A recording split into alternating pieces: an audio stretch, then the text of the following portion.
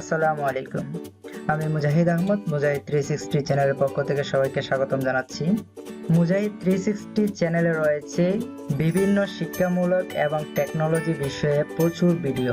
আপনি যদি এই চ্যানেলে নতুন হয়ে থাকেন তাহলে সাবস্ক্রাইব করতে পারেন এবং আমার সর্বশেষ ভিডিও সবার আগে পাওয়ার জন্য অবশ্যই বেল আইকনটি দিয়ে রাখবেন।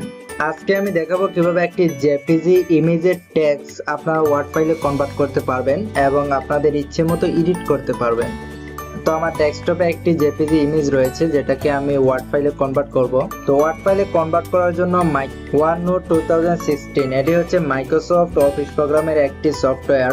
আমরা এখান থেকে নতুন একটি পেজ নিলাম, তারপর ইনসার্টে গিয়ে যে জেপিজি ফাইল থেকে আমরা ওয়ার্ডে কনভার্ট করব সেই ফাইলটি আমাদের ইনসার্ট করতে হবে, ইমেজ।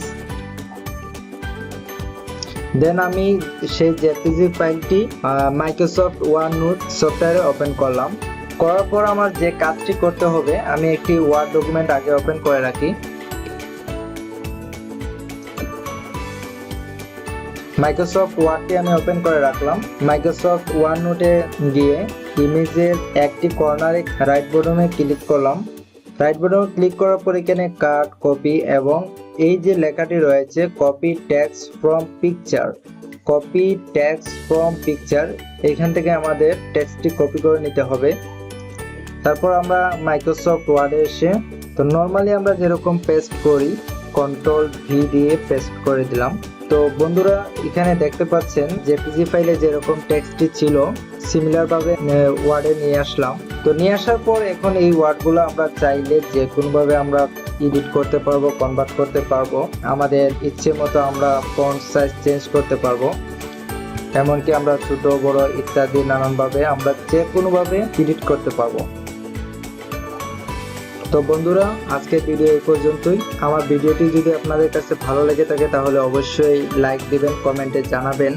আপনারা যদি বাংলা লেখাকে এইভাবে কনভার্ট করে নিয়ে আসতে চান তাহলে আপনারা OneNote দিয়ে কনভার্ট করতে পারবেন না, কারণ বাংলা লেখাটা যদি আপনারা কনভার্ট করতে যান তাহলে অনেক সমস্যা দেখা দিবে। তো এই জন্য আমার আরেকটি ভিডিও রয়েছে, সেই ভিডিও লিংকটি আমি ডেসক্রিপশনে দিয়ে দিব।